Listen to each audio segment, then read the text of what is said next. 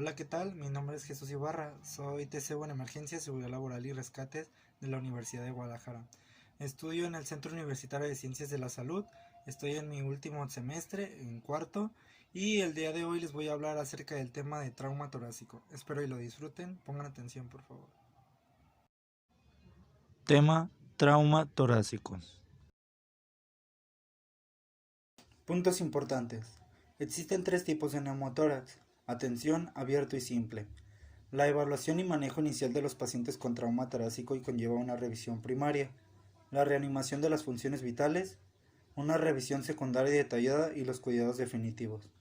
Dado que la hipopsia es uno de los aspectos más graves de la lesión torácica, el objetivo del tratamiento precoz está dirigido a prevenir o corregir dicha hipopsia. Las lesiones que amenazan la vida de la forma inmediata deben ser tratadas de la manera más rápida y eficiente posible. La mayoría de las lesiones torácicas que ponen en peligro la vida pueden ser tratadas mediante un buen control de la vía aérea, la colocación adecuada de un tubo tórax o de la descompresión con aguja. Durante la revisión secundaria se debe tener en cuenta la historia de lesión y un alto índice de sospecha para lesiones específicas. Revisión primaria. Lesiones que comprometen la vida. La revisión primaria de los pacientes con lesiones torácicas empiezan con la vía aérea, seguido con la ventilación y luego la circulación. Los problemas más graves deberían ser corregidos mediante se identifiquen. En la vía aérea se debe evaluar la permeabilidad de la vía aérea y el intercambio del aire escuchando el paso del aire a través de la nariz, de la boca y de los campos pulmonares del paciente. Hay que inspeccionar la orofaringe en busca de cuerpos extraños y observar si hay tiraje intercostal y supraclavicular. Los traumatismos torácicos importantes pueden ser la clínica, que puede ser útil en ocasiones, la obstrucción aguda de la vía aérea por trauma laringio es una lesión que pone en peligro la vida en forma inmediata. En la respiración, el cuello y el tórax del paciente deben ser expuestos completamente para permitir la valoración de la respiración y de las venas del cuello. Esto puede requerir la apertura parcial, cara anterior del collar cervical tras un trauma cerrado. En ese caso se debe mantener siempre inmovilizado cervical mediante la fijación manual del cuello. Los movimientos respiratorios y la calidad respiratoria se deben evaluar observando y palpando y escuchando.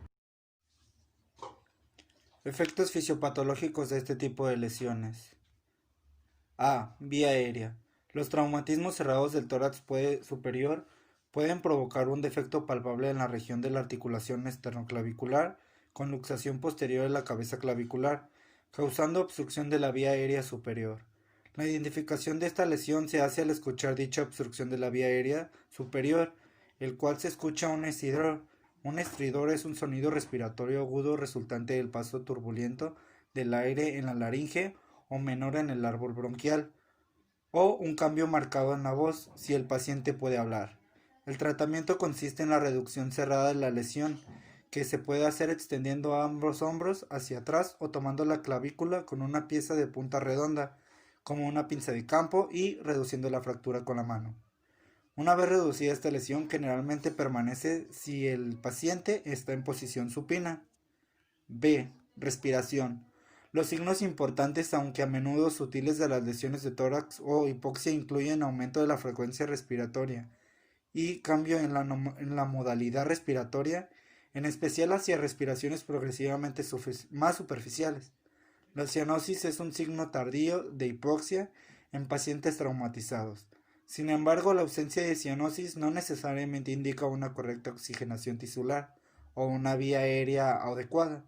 Las lesiones torácicas graves que afectan la respiración y que deben ser reconocidas, tratadas y durante la revisión primaria incluyen neumotórax a tensión, neumotórax abierto, tórax inestable, contusión pulmonar y hemotórax masivo.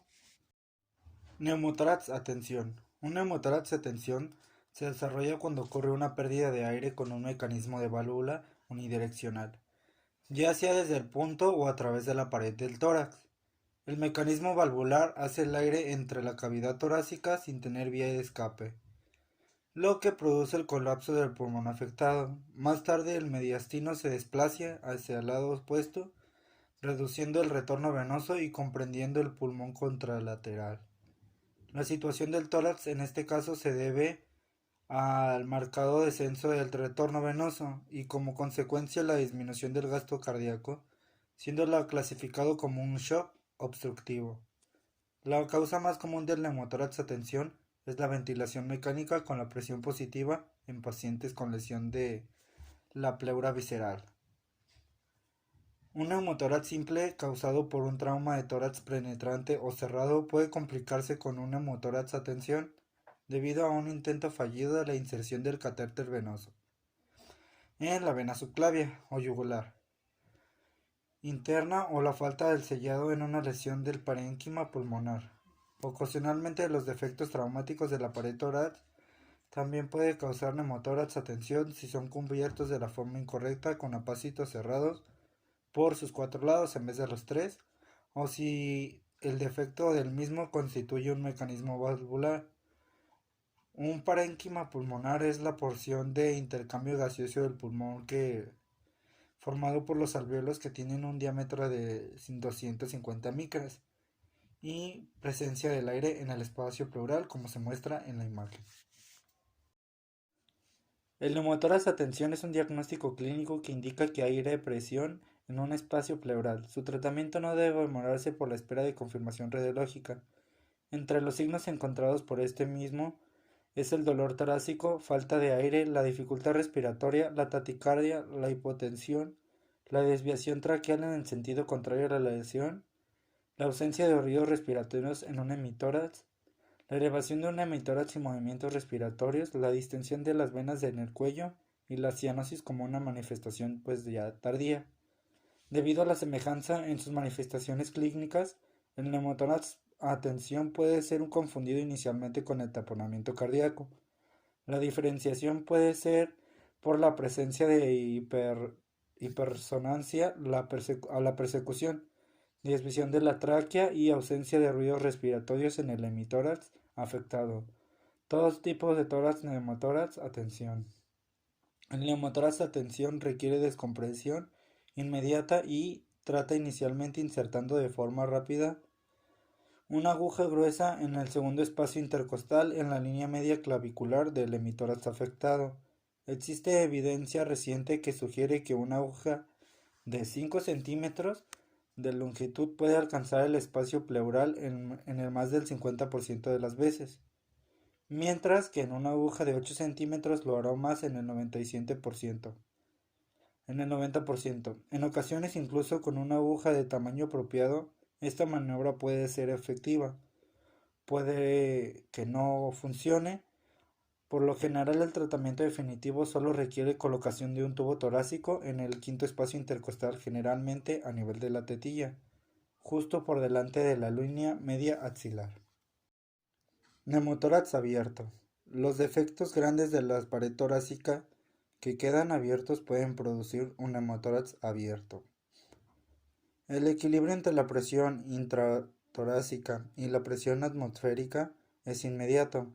El aire tiende a seguir el cambio de menor resistencia si la apertura en la pared del tórax es aproximadamente de 2/3 del diámetro de la tráquea. Con cada movimiento respiratorio el aire pasa preferentemente a través del defecto, ya que sigue la vía de menor resistencia. De este modo se dificulta una ventilación eficaz, lo que resulta en hipoxia e hipercapnia. El tratamiento inicial de un neumotórax abierto se logra cerrando rápidamente el defecto con apósitos oclusivos estériles.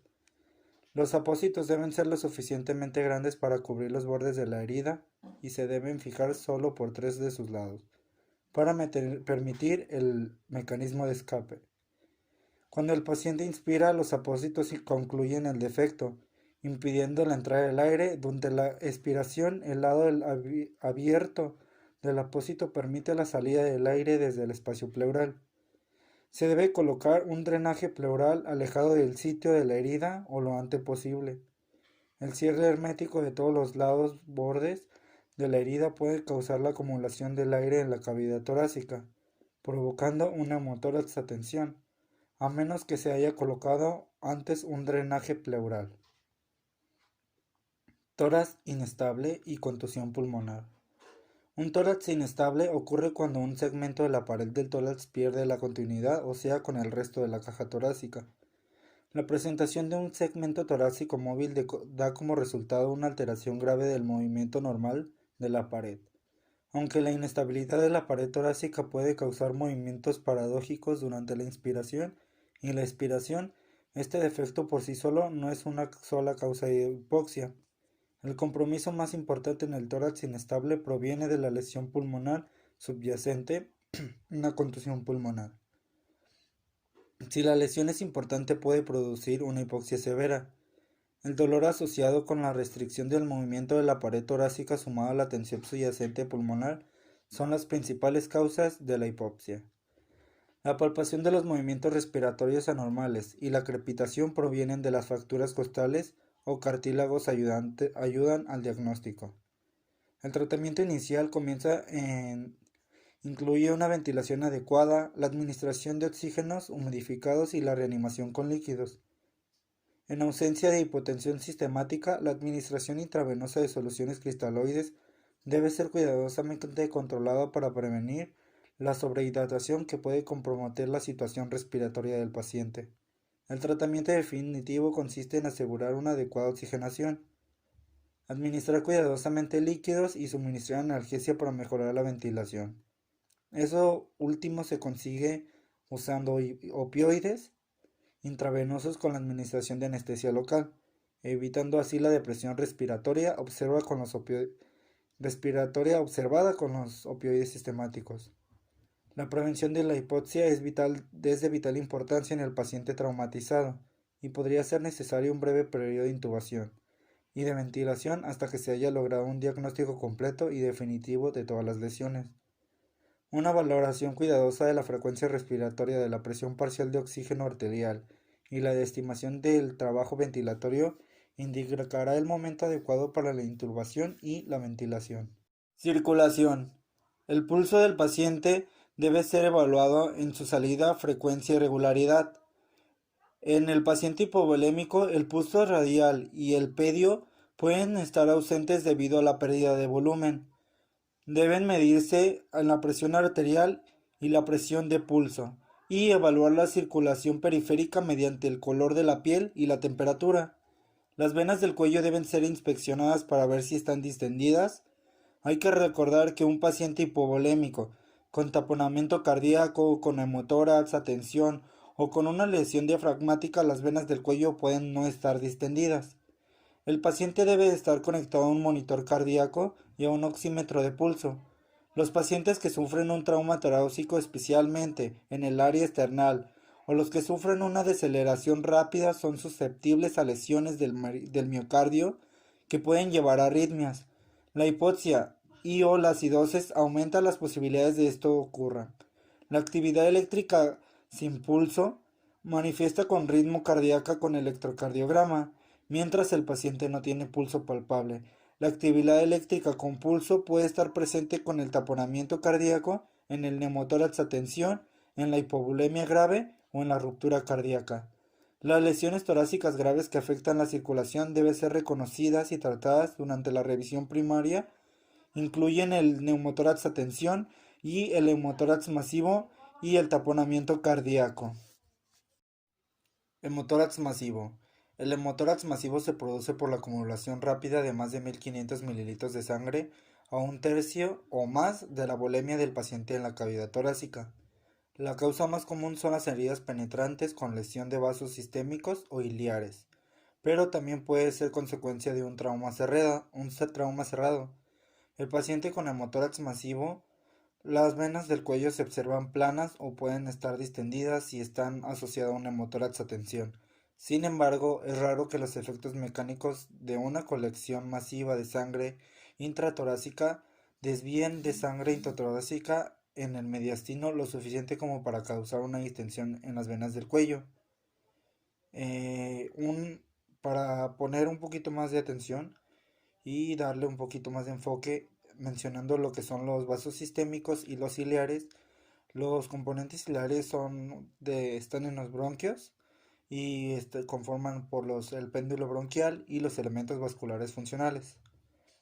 Y ahora sí continuamos. El diagnóstico del hemotórax debe ser sospechado cuando se asocia el estado de shock, la ausencia de ruidos respiratorios y percusión mate en un hemitórax. En este cuadro, la pérdida de sangre se ve complicada por la hipoxia.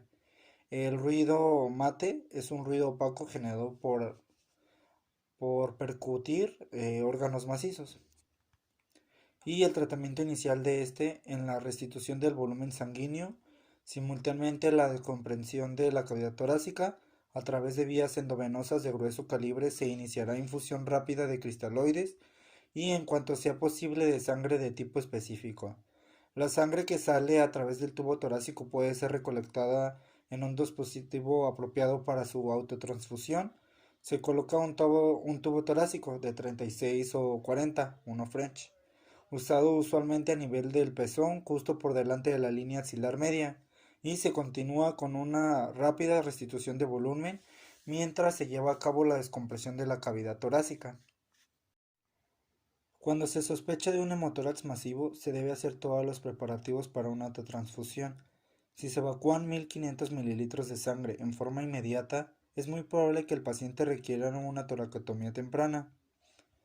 Las heridas penetrantes de la pared anterior del tórax mediales a la línea del pezón y las del pared posterior mediales al omóplato deben estar alerta al médico sobre la necesidad de una toracotomía por la posibilidad de lesión de grandes vasos, de las estructuras del hilio pulmonar y del corazón. Todas ellas pueden asociarse potencialmente a un taponamiento cardíaco. No se debe practicar una toracotomía a menos de que esté presente un cirujano calificado y con experiencia. Taponamiento cardíaco. La causa más frecuente del taponamiento cardíaco es una lesión penetrante. Sin embargo, las lesiones cerradas también pueden producir que el pericardio se llene de sangre, proveniente del corazón, de los grandes vasos o de los vasos pericárdicos. El saco pericárdico humano es una estructura fija y fibrosa. Una pequeña cantidad de sangre en su interior alcanza para restringir la actividad cardíaca e inferir con el llenado cardíaco. El taponamiento cardíaco puede desarrollarse de forma lenta, permitiendo tiempo para la evaluación, o puede desarrollarse de forma rápida, requiriendo de diagnóstico e intervención inmediata. El diagnóstico se realiza mediante la triada clásica de Beck, que consiste en la elevación de la presión venosa, la disminución de la presión arterial y los ruidos cardíacos apagados. Sin embargo, hay que tener cuidado, ya que los ruidos cardíacos son difíciles de evaluar con el departamento de urgencias. Son muy difíciles ya que las urgencias son muy ruidosas y las venas del cuello distendidas pueden ser ausentes debido a la hipovolemia. Además, a un hemotórax a tensión particularmente del lado izquierdo puede asemejarse el taponamiento cardíaco. El signo de Kussmaul, aumentando la presión venosa durante la inspiración cuando el paciente está respirando espontáneamente, es verdaderamente la alteración paradójica de la presión venosa anormal asociada al taponamiento cardíaco. Neumotórax simple. El neumotórax se produce por la entrada al aire espacio virtual que existe en la pleura y la víscera. Y ambos tipos de trauma, tanto el penetrante como el no penetrante, puede causar en esta lesión. En el trauma cerrado, la causa más común del neumotórax es la laceración pulmonar con la salida del aire. Por lo general, el tórax se encuentra completamente ocupado por el pulmón, el cual se mantiene adosado a la pared torácica por la tensión superficial que existe entre las superficies pleurales. El aire en el espacio pleural rompe esta fuerza cohesiva entre la pleura y el parietal y visceral y causado por un colapso pulmonar.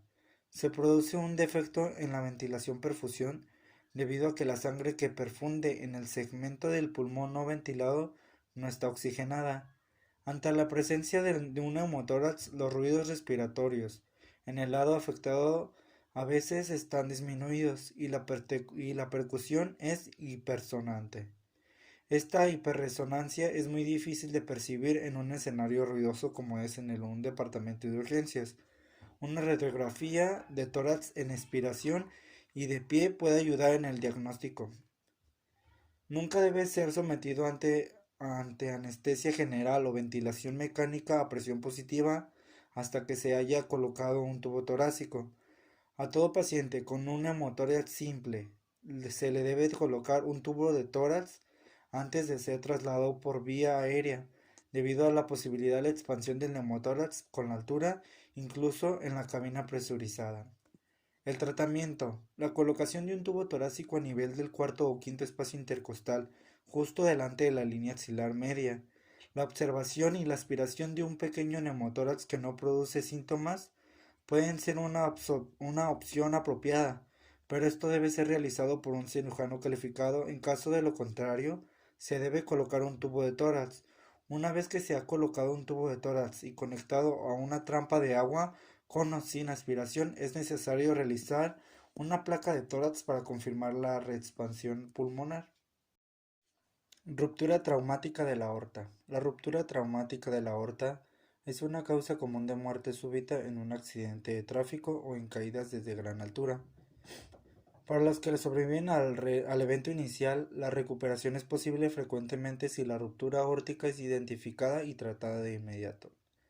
Los pacientes con ruptura aórtica que potencialmente pueden salvarse son los que sufren una laceración incompleta cerca del ligamento arterioso de la aorta.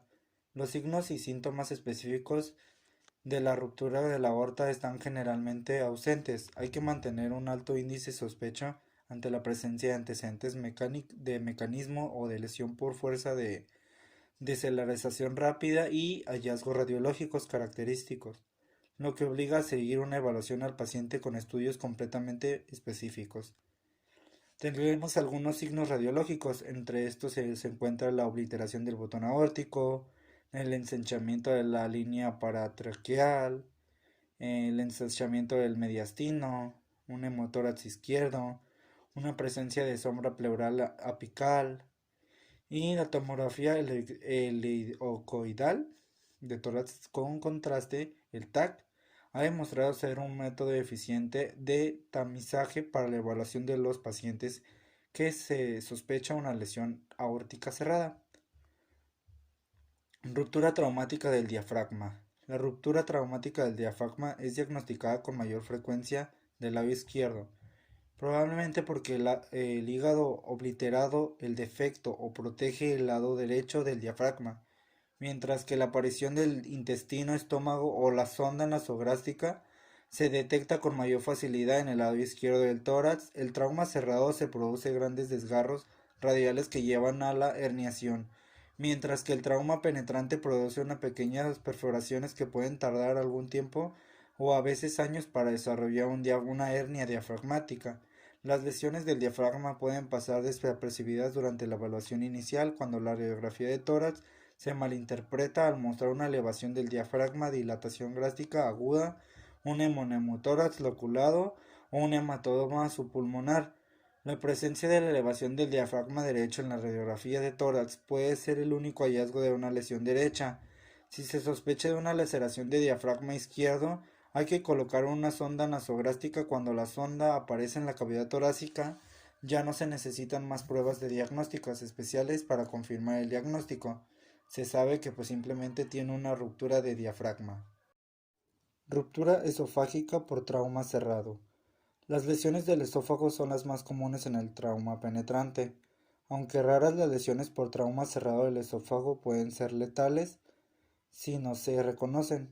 La lesión esofágica debe ser tenida en cuenta en cualquier paciente con neumotórax izquierdo o hemotórax sin fractura costal que ha recibido un golpe severo en la parte baja del esternón o el epigastro y que presenta dolor o shock desproporcionado con respecto a la lesión aparente, o quien en el tubo torácico muestra particulares que indican contenido intestinal o gástrico después de que ha empezado a desaparecer la sangre en el drenaje pleural.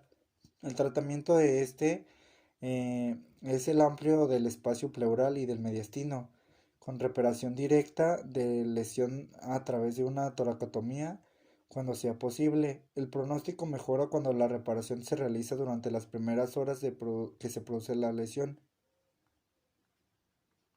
Lesión torácica por aplastamiento o asfixia traumática. Los hallazgos asociados a una lesión del tórax por aplastamiento incluyen la presencia de pletora y petequias en la parte superior del torso de la cara y los brazos secundarias a una compresión aguda y temporal de la vena cava superior. Puede presentarse edema masivo e incluso edema cerebral. Las lesiones, las lesiones asociadas deben ser tratadas. Esas son el exceso de sangre en otros tumores en el cuerpo o en una parte de él. Y las petequias son las manchitas o pequitas rojas que salen en lugares donde se ha comprimido de cierta manera. Fracturas costales del esternón y de la escápula. Las costillas son el componente de la caja torácica que más frecuentemente se lesiona, y las fracturas costales generalmente son significativas. Las costillas superiores de la 1 a la 3 están protegidas por las estructuras óseas de las extremidades superiores, la escápula, el húmero y la clavícula, y con todos sus músculos, proporcionan una barrera efectiva para, pues, contrarrestar estas lesiones. Las fracturas de la escápula de la primera o segunda costilla y del esternón sugieren una lesión de la magnitud que colocan la cabeza, el cuello, la médula espinal, los pulmones y los grandes vasos en riesgo de una lesión asociada grave. Las fracturas del esternón y de la escápula son generalmente el resultado de un golpe directo. Contusión pulmonar puede acompañar a las fracturas del esternón. Debe tenerse en cuenta las lesiones cardíacas en presencia de estas fracturas externales. Las costillas medias, que son de la 4 a la 9, son las que mayor frecuencia se lesionan en un trauma cerrado. Como regla general debe considerarse que un paciente joven tiene una pared torácica más flexible y es menos susceptible a las fracturas costales. En caso de fracturas costales es contraindicado poner la tela adhesiva, cinturones, costales o fijación externa. Es importante el alivio del dolor para facilitar la ventilación adecuada. Frecuentemente es necesario efectuar un bloqueo intercostal, anestesia epidural o administrar algunos analgésicos sistémicos. Bueno, espero que les haya gustado, que hayan aprendido algo bueno de esto y que pues en verdad hayan tomado apuntes y pues se les quede algo y lo puedan utilizar para repasos. Cuídense y que estén bien.